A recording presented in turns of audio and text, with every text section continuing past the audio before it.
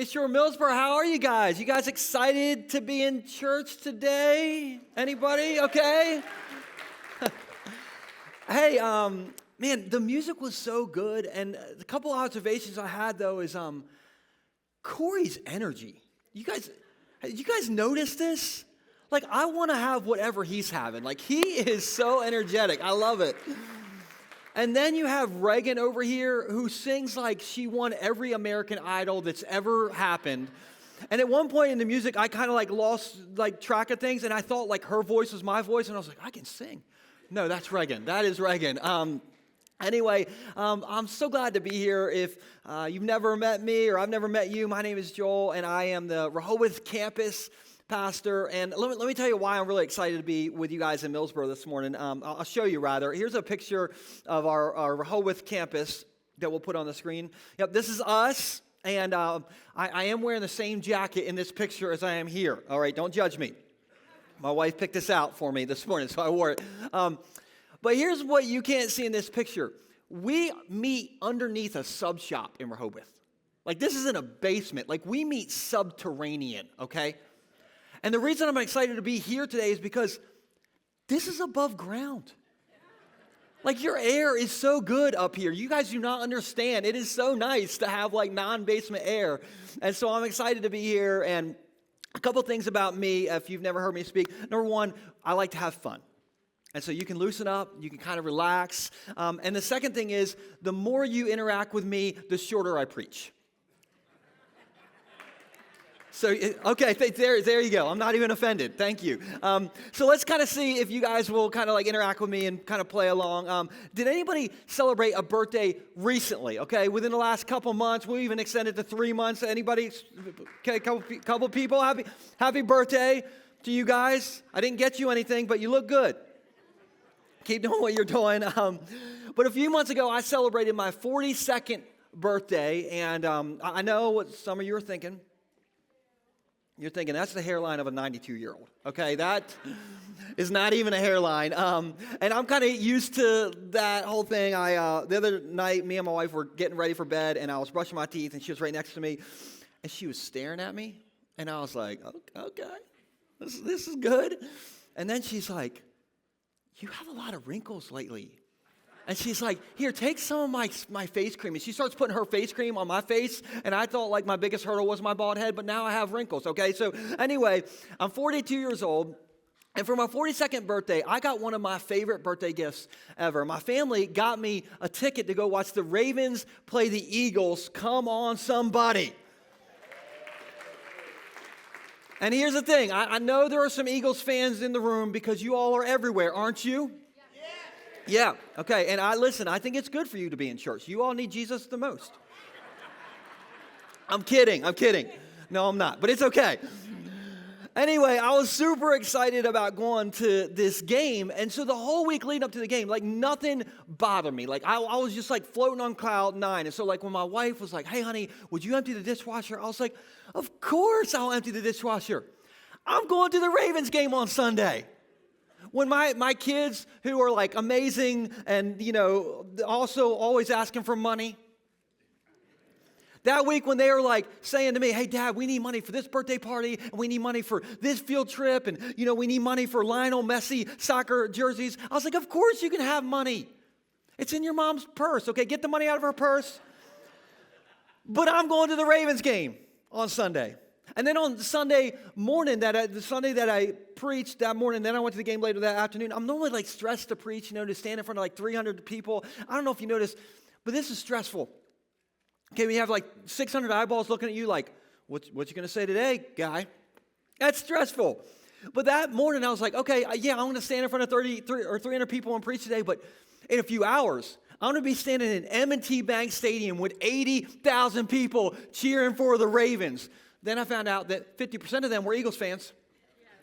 And it's very weird to be in your own stadium and scared for your life. But that's a whole different story. Because I was excited because I was going to the Ravens game. And so we got to the game late, which is a personal tradition of mine. I have been to 5 or 6 Ravens games. I have never seen a kickoff. Not one time. And so during the plane flyover, we have some pictures we'll show you. This is us outside the stadium coming up, I think. Here's the flyover, and you see the planes? You see the planes? You know what that means?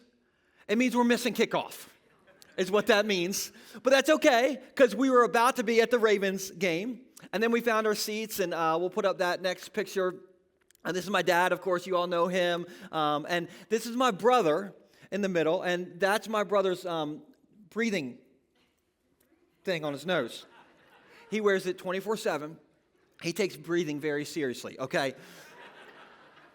But we were all good because we were at the Ravens game. And then it started spontaneously snowing. It wasn't in the forecast. It started snowing in the middle of the game. We have a picture of that. Listen, can my birthday get any better? It could have. Because we lost to the Eagles.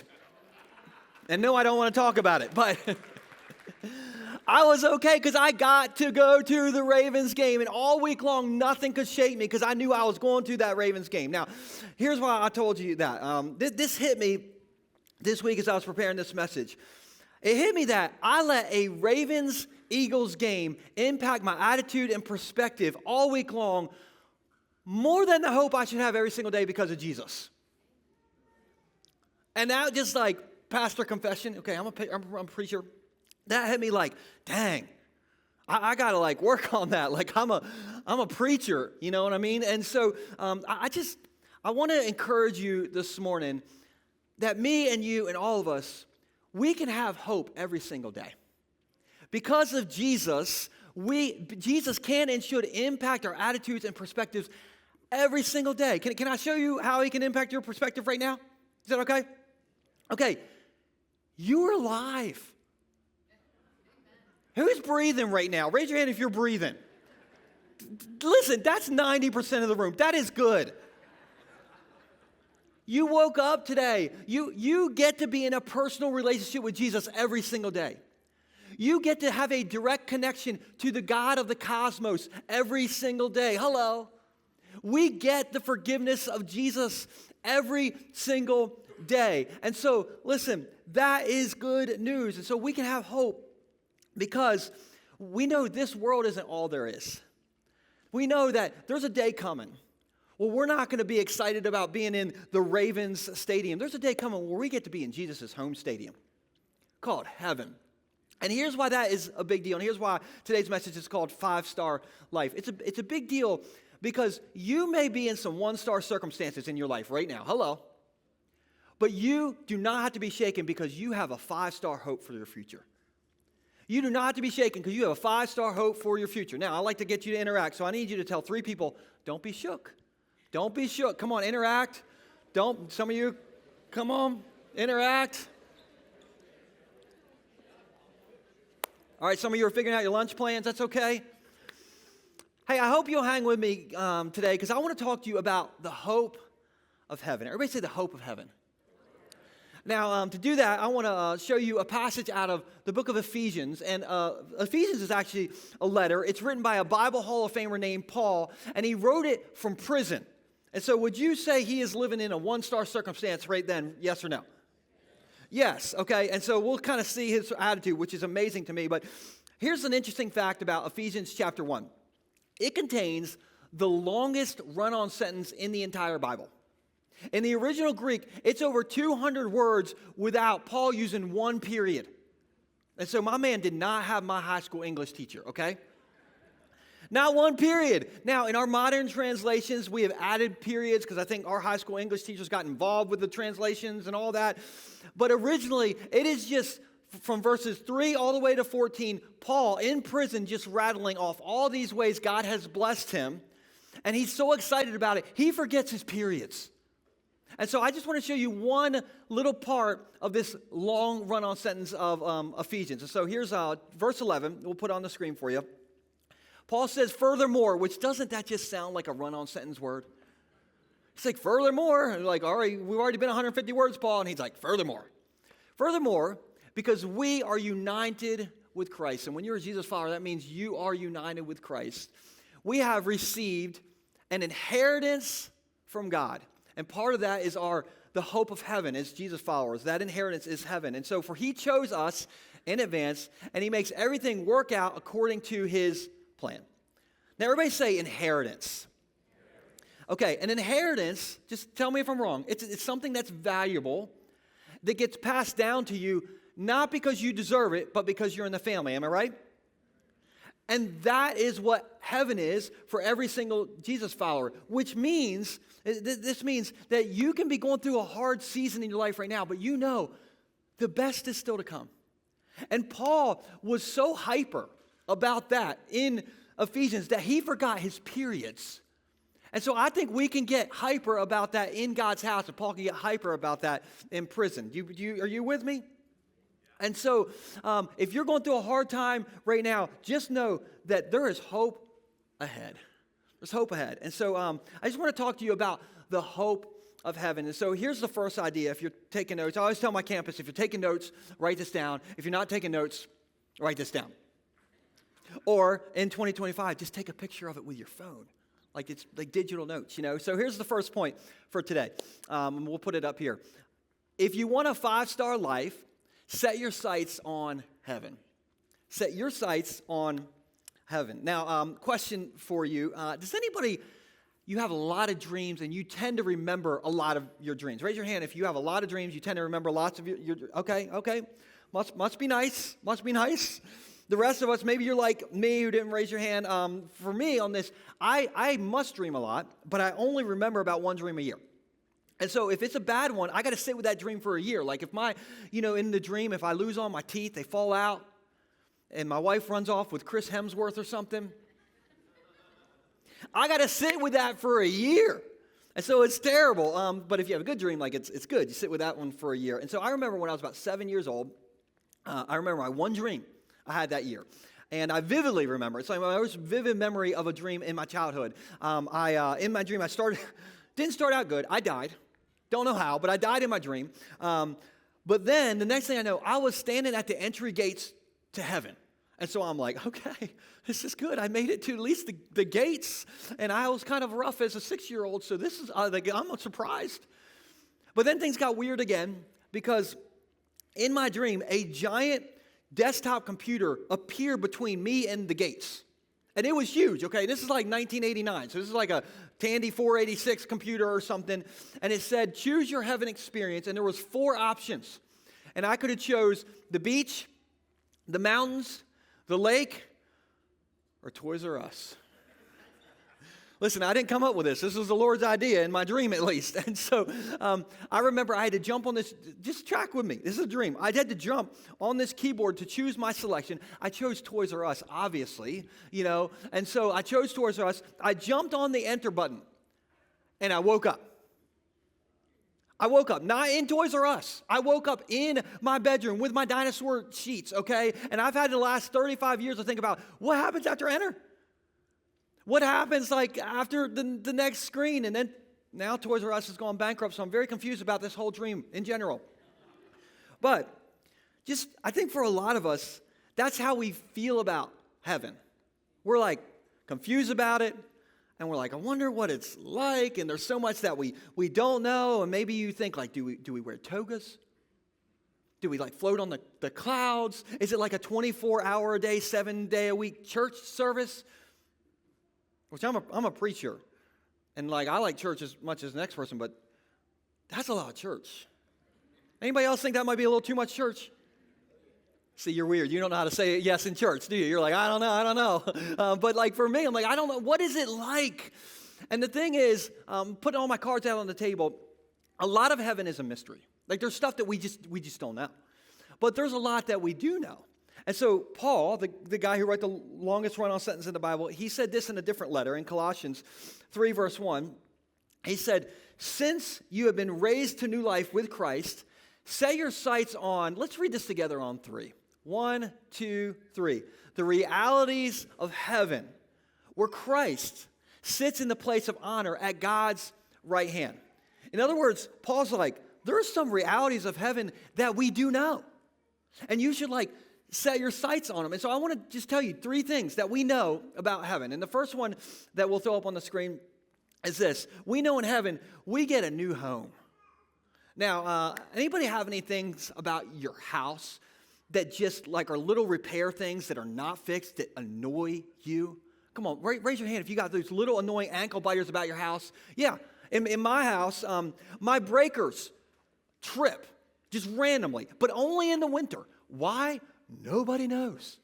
Now, I'm sure that since I said it, like there will be about 17 men after the service in the lobby, in the room, who tell me this is why your breakers are tripping, and this is how you fix it. And I want to thank you in advance because you think I can fix things. I cannot. Okay, I can get electrocuted probably in my electrical panel, but I cannot fix things. But I'll have a long day, and at the end of the day, I'll sit on my couch, and I'll be finally ready to just veg out and turn on the TV and just turn my brain off. And the moment I do that, you know what happens? Or I'll sit down and my kids will yell down from upstairs, Dad, the breaker tripped again. And I have like a grunt reflex. Anybody have like a grunt like, ugh? Anybody do that? So my grunt reflex hits, I'm like, and then I got to get off the couch, and I like walk, out to my garage, I flip the breaker, and then I start saying things under my breath. Come on, some of you do this, all right? I'm like, Dad, gone it. Like, if somebody in my house didn't go to the thrift store every weekend, buying all the 1980 appliances that use 2.2 gigawatts worth of electricity, then maybe our breakers wouldn't trip all the time.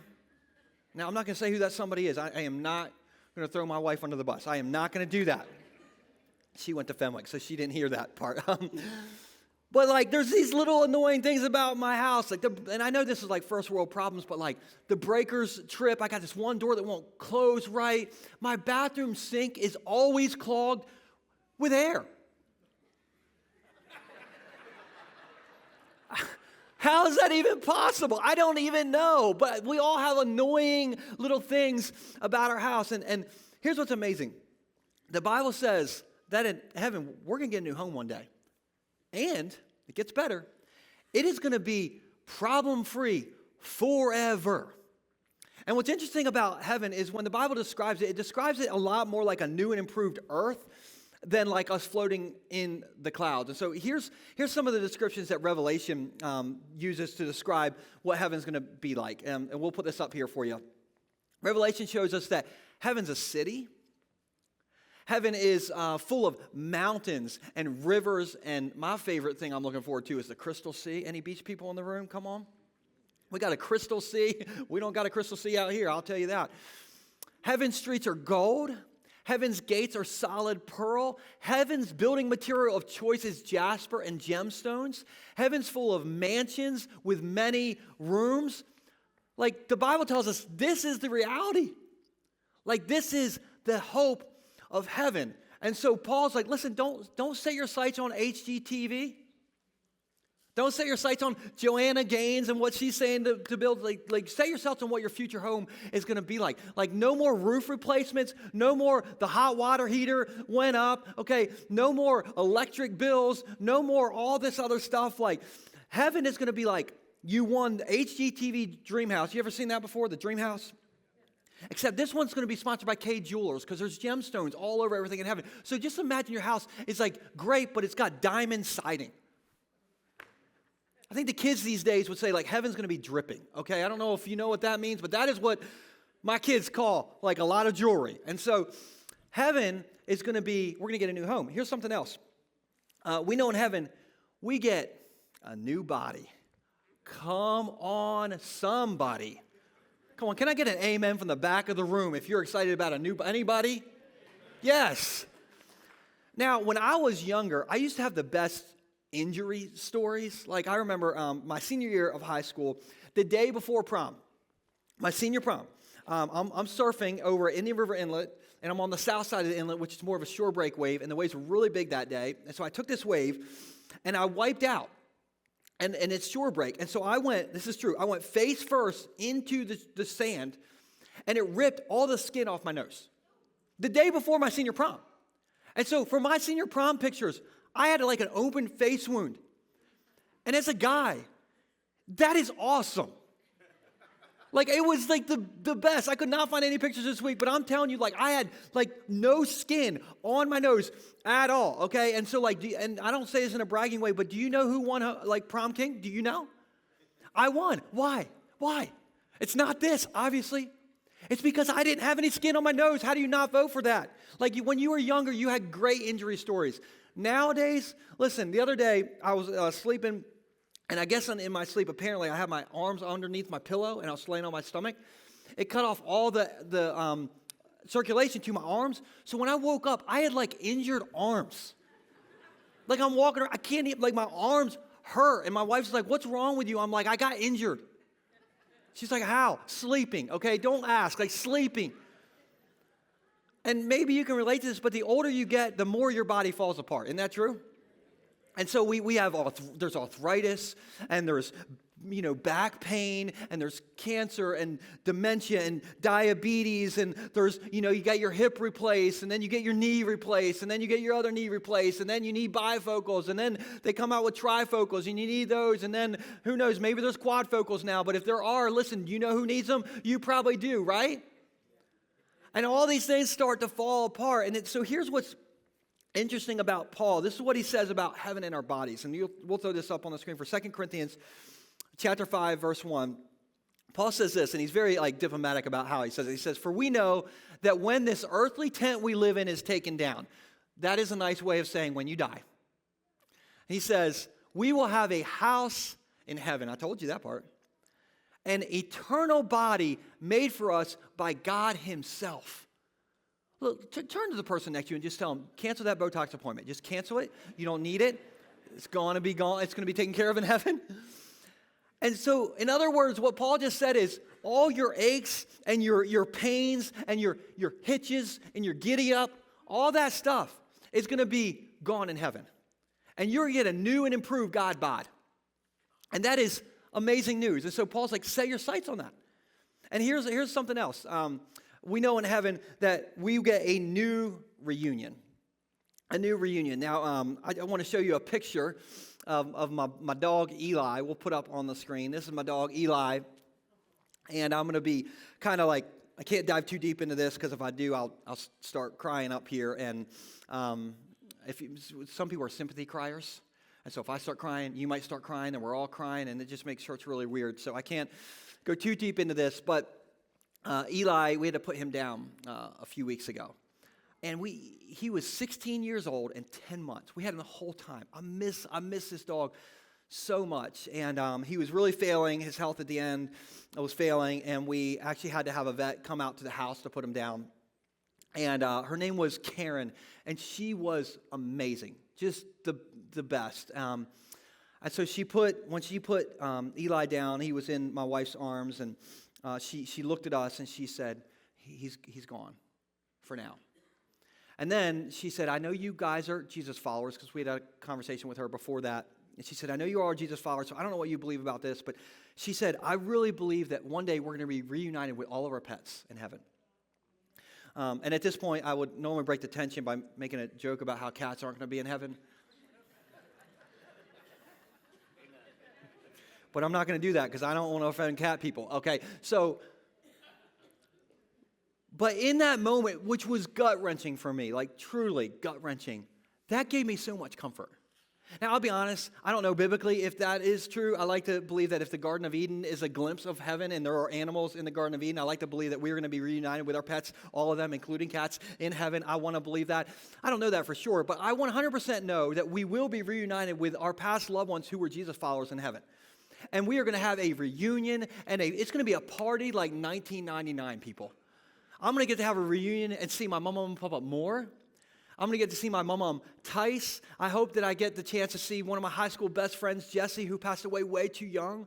And I remember standing at his funeral. By the way, I went to youth group with him in this room. And I remember standing at his funeral, looking at him in the open casket, and I just said to him, I'm going to see you soon, brother. I'm going to see you soon. And the hope of heaven is, I'm going to see you soon. The hope of heaven is we're going to be reunited with family and friends, hopefully pets, okay? Hopefully my dog Eli. I believe in the theology of all dogs go to heaven. All right, well, that's Disney, but it still feels like I believe that that's going to happen. I want to believe that. And the hope of heaven is it's going to be reunion after reunion after reunion. And I know you're probably thinking of somebody in your mind right now, aren't you? We're going to have a reunion with them. And I love what Revelation says when it paints the picture of heaven. It says this in 21 verses 3 through 4. This is, John in the throne room. He's in heaven. And he says, I heard a loud shout from the throne saying, look, God's home is now among his people. He will live with them, and they will be his people. God himself will be with them. He will wipe every tear from their eyes. And this is the best part. There will be no more death, no more sorrow, no more crying, no more pain. All these things are going to be gone forever. Can you just say gone forever with me? Gone forever. And so this says there's going to be no more death, sorrow, crying, or pain. It's going to be gone forever. I find this really, really interesting. The Bible, when it talks about heaven, I think the Bible knows like we just can't totally grasp it. So the Bible spends more time telling us what's not going to be in heaven than what's going to be there. And so, for instance, it just said no more death, sorrow, pain, and crying. But this week I was just like, okay, so no more what? What else? And so I wrote some things down. This means no more radiation. No more chemo. No more, can you fill out this 70-page form in the waiting room that you already filled out online, but we lost it. I had a dermatologist appointment on Friday, so that's why that's in there. No more wheelchairs. No more fear. No more wars. No more inflation. No more bird flu, which means no more $6 eggs. No more winter electric bills like I just got. Did you get that one? No more of that. No more politics. No more crimes or bills or late notices or depression or stress. No more summer traffic. Did someone just feel a little Pentecostal right then? No more summer traffic. No more childhood trauma. No more jealousy. No more family drama. No more HOAs. No more mortgages. No more health insurance. No more taxes. No more dentist appointments. No more, no more, no more. And so the next time things get hard in your life, which will be in about 7 seconds, okay? When that happens, just remind yourself, I'm going somewhere way better than M&T Bank Stadium. I have the hope of heaven because of the good news of Jesus. And so I don't have to stress about whatever I'm stressing about. No more. No more, no more, because Paul says we have an inheritance. And that inheritance includes a new home, a new body, a new reunion with past loved ones. And Paul's like, listen, set your sights on that. That'll give you a 5-star life. Are you with me?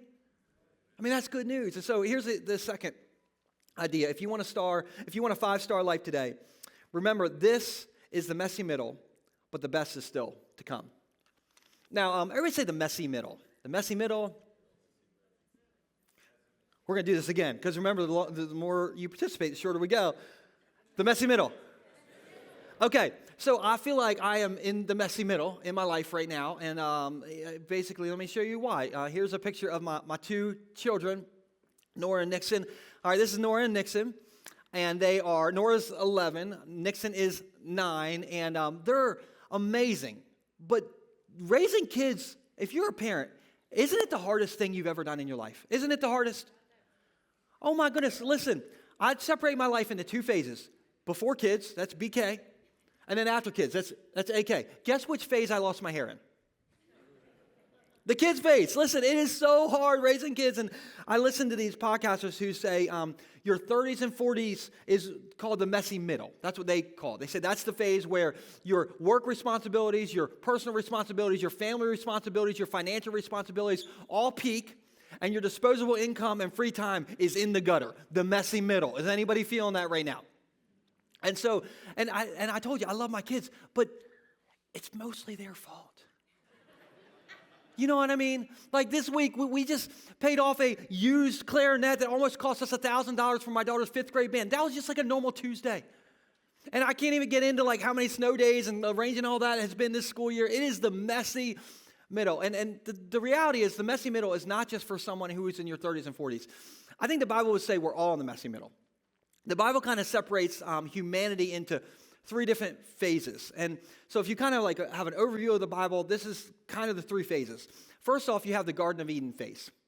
And that's the very beginning of Genesis, okay? And everything's perfect. And if you know the story, you have Adam and Eve sitting in a tree. Kissing. Then first came love. Then came marriage. Then up came a water serpent like a water hose and said, hey, Eve, why don't you eat one of those apples? Okay, that's my Sunday school experience. So when the apple came in, the sin came in, right? And that's when humanity entered the messy middle. And that's what we're in right now, the messy middle. But one day, there will be the paradise phase. And so you have the Garden of Eden phase, the messy middle, we're living in it, and then the paradise phase. Can I just real quick show you the upgrade that life's going to be when you go from the messy middle to your paradise phase? Can I show you? Is that okay? Okay. And this is fascinating to me because I think it's amazing when you compare the bookends of the Bible. I'm talking about when you put Genesis side by side with Revelation. And you put like the beginning of the messy middle right with the beginning of the paradise phase. And so here, we're going to run through these kind of quick. But this is going to be the contrast between the messy middle, when it started, and what we get to look to with the paradise phase. The messy middle, or Genesis, says, you are sure to die. Then Revelation says, there will be no more death or sorrow or crying. Next one. Satan arrives as a liar and a deceiver in Genesis.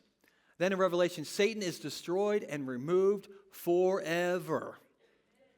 The next one says, childbirth will be painful. Can I get an amen from the ladies in the room? But good news, the paradise phase says there will be no more pain. The next one says, paradise is closed because the Garden of Eden closed after sin entered. But in Revelation, heaven's doors will be open forever. And then this last one says they were removed from paradise. But Revelation says they will see God's face again in paradise. And so, to me, I look at these contrasts and I think, okay, me and you and all of us, we're living in the messy middle. But the best is still to come. The paradise phase is coming, which is why I believe every single Jesus follower, if you're in the room and you're a Jesus follower, if you're watching online and you're a Jesus follower, I believe that we should live to a soundtrack. And that soundtrack is, you got one ticket to paradise. Which means if you're living a one-star life right now and you have some one-star circumstances right now, that's okay because you don't have to be shaken. You have a 5-star hope for your future. And so if you're in the messy middle right now, in your health, maybe you're in the messy middle with your mental health. Maybe you're in the messy middle because your marriage is kind of struggling right now. Maybe you're going through a divorce. Maybe you're single in 2025. And let me tell you, that is not easy. Maybe you're raising some teenagers right now. Maybe your work, is pulling you around, or maybe you don't have work. Maybe you're in the messy middle with your relationship with God. And you're like, I'm just trying. I showed up to church today, and everybody else kind of seems to get it. I don't get it. Why is that? I just want to remind you that this is the messy middle. This is the messy middle. We're not in the Garden of Eden phase anymore. And the paradise phase hasn't come yet. But we're in the messy middle. But the good news is, we all can have the hope of heaven. The good news is that paradise is coming. And that's the good news of Jesus. That is the good news of Jesus, that paradise is coming, which means not just the best is yet to come, your best. Your best is still to come. Millsboro, are you thankful for that? Are you thankful for that? I'm so thankful for that. I want to end with this. I'm a Delaware boy. I literally grew up in a trailer in the parking lot of this church, for real. And I love Delaware. Okay, I love our beaches. I love this church. I love Scrapple. I don't know how I got this far in a heaven message without talking about Scrapple. I love those things. But this time of year, like February and March, is my least favorite time to be in Delaware. Because think about it. It's cold. There's no more football on. If you just got the electric bill that I got, I'm hoping in heaven I have a different utility company. That's what I'm hoping. And so, for me, this time of year just kind of drives me crazy. And so every couple of years, every 2 years, I have a group of friends that we go traveling and we go to some, warm place in the cold time of Delaware. And so here's a picture of our travel group from a few years ago when we went away. This is us. You might recognize some people in this picture. And listen, I love these people. And we get to go to these different places, every couple of years. And this is somewhere south of Cancun. And I remember when we were checking in for this trip, we were checking in, all of us. And one of the resort employees pulled me and Stacy aside and said, Tice's? I'm like, yeah, that's us. And he said, hey, you've been upgraded. Follow us. and you're going to check in a different area. You get to check in the VIP area. Now, you should know this about me. I am cheaper than cheap. Like, I will pop a blood vessel trying to get the last bit of toothpaste out of a toothpaste tube. Anybody else do this? I will never change toothpaste tubes, ever. I think it could last forever. And so I did not pay to upgrade anything, okay? I will never do that. My wife didn't know that, though. And so she's like, honey, like you upgraded us. I had a moment to choose right then. And I said, you know I did. You know I did, babe. And so we're getting whisked away, and we're getting away from our friends. And they're like, where are you going? And I'm like, we're going to wherever the rich people go. We don't know where that is, but you stay out here with the peasants. And like we go, and there's like this VIP check-in area, and the person there says, you've been given a complimentary upgrade because you've been here a few times. And my wife's like, complimentary? I'm like, it means something different in Mexico. It's just, don't ask. And they said, you're going to get an upgraded wristband, and you can have room service for free the whole trip. And you get to go to hydrotherapy in the spa every single day. And my wife is like, oh, hydrotherapy every day. Now, listen, I don't know what hydrotherapy is to this day. I grew up drinking like water out of a garden hose. Okay, that is hydrotherapy to me. But I remember sitting there and thinking like, I didn't pay for this. I don't deserve this, but there ain't any way I'm going to say no to this. You know what I mean? And I say that because maybe you came in here, you've heard this message about the hope of heaven, and it sounds great, but you're not a Jesus follower. And I don't say that in any sort of judgment way, and I don't want to make you feel uncomfortable, and I'm glad that you're here. But I never, ever, ever want you to get to the gates of heaven, and you get to look in. And it looks like better than Cancun, but you don't get to go in because you didn't say yes during the messy middle. I never, ever, ever want that to happen. And I just want to tell you today, you are being offered a complimentary upgrade to heaven. And you might say, well, I can't pay for that. Well, Jesus is like, I got you. I did. You might be like, well, I don't deserve it. Well, Jesus is like, listen, I'll take care of you. You're good. All you need to do is say yes to me. And you can walk right in one day when you cross that line. And listen, I just want to ask you, like, how do you say no to that? How do you say no to that? And so, Middlesbrough, if you guys would bow your heads, and if you never cross that line of faith, this is your moment. If your heart is beating right now, that is because the Lord is talking to you. And if you want to just accept Jesus as your Lord and Savior and put him first in your life and acknowledge, hey, I'm a sinner and I need your forgiveness and I really want the hope of heaven, would you just raise your hand while no one's looking around right now? Would you just raise your hand? I see lots of hands going up in this room. And here's what we're going to do. If you raise your hand, I want you to say this out loud with me. And if you are already a Jesus follower, let's not let these people say this alone. Let's say this out loud all together. Dear Jesus, I believe that you are the Son of God. And I believe I'm a sinner. But I believe you died on a cross. And you walked out of a grave alive for my forgiveness. So Jesus, I repent. I turn from my ways. And I look to you. You are my way. Thank you, Jesus, for grace and the hope of heaven. In Jesus' name. And everybody said amen. And can we put our hands together for those who made that decision today? That is amazing. That is amazing. And if you did make that choice, I just want to say welcome to the family. Like, we're all family. Welcome in. The second thing I want to tell you is there's these cards in the back of your seat that says welcome home. If you would be willing to put your name on that and just check that you started to follow Jesus and give that to one of our team, one of our volunteers, or even me after the service, I would love to have that so we can connect with you this week. We're not going to show up at your house, I promise. But we just want to show you kind of what's next for you. And so I'm just excited for you. And Middlesbrough, thank you so much for having me. It's been an honor. I'm so grateful for what's happening here.